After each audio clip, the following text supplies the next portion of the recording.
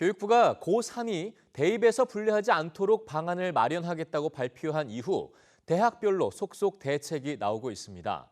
이런 가운데 오늘 열린민주당 강민정 국회의원이 코로나19 사태 속 대입 문제 해결을 위한 긴급 간담회를 국회에서 열었는데요. 이 자리에서는 비교과 영역의 반영 비중을 조정하고 재학생과 졸업생의 합격 비율을 예년 수준에 맞춰야 한다는 주장도 나왔습니다. 금창호 기자입니다.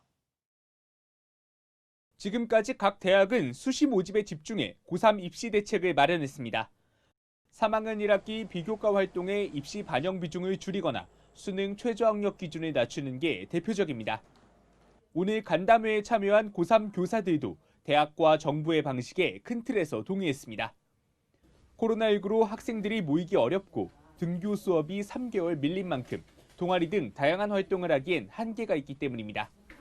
교사들은 올해 학생부 종합전형에 반영되는 3학년 1학기 학생부 항목을 조정해야 한다고 말합니다. 2021학년도 대입 학생부 종합전형에서 2020학년도 학교생활 기록부 기재 내용 중 교과 성적과 과목 세부 능력, 독서 활동 등 제한된 영역만 반영해 주십시오.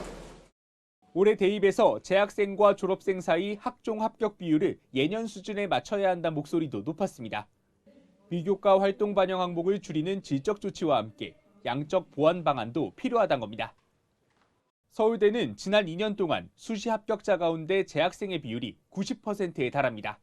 코로나 때문에 생긴 재학생의 불이익이 사회적으로 불거지지 않도록 대학에서 알아서 잘 조절을 해달라는 얘기들이 권고사항으로 좀 이렇게 나갔으면 좋겠다. 이런 말씀이고요. 교사들은 고등학교 2학년의 입시 대책도 함께 마련해야 한다고 강조합니다. 수시 모집에 필요한 동아리나 창의적 체험 활동을 2학년 때 가장 많이 하기 때문에 코로나 사태로 인한 타격이 3학년보다 더 크단 겁니다. 정시 모집 준비에도 어려움이 있습니다. 수능의 실질적인 과목에 학업 진도를 나가야 되는 고2 과목들이 다 수능 과목이거든요.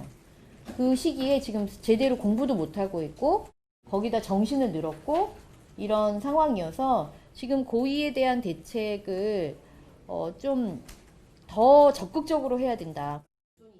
교사들은 또 학생들의 혼란을 줄이기 위해 정부와 대학이 대책을 빠른 시일 안에 발표해야 한다고 입을 모았습니다. EBS 뉴스 금창호입니다.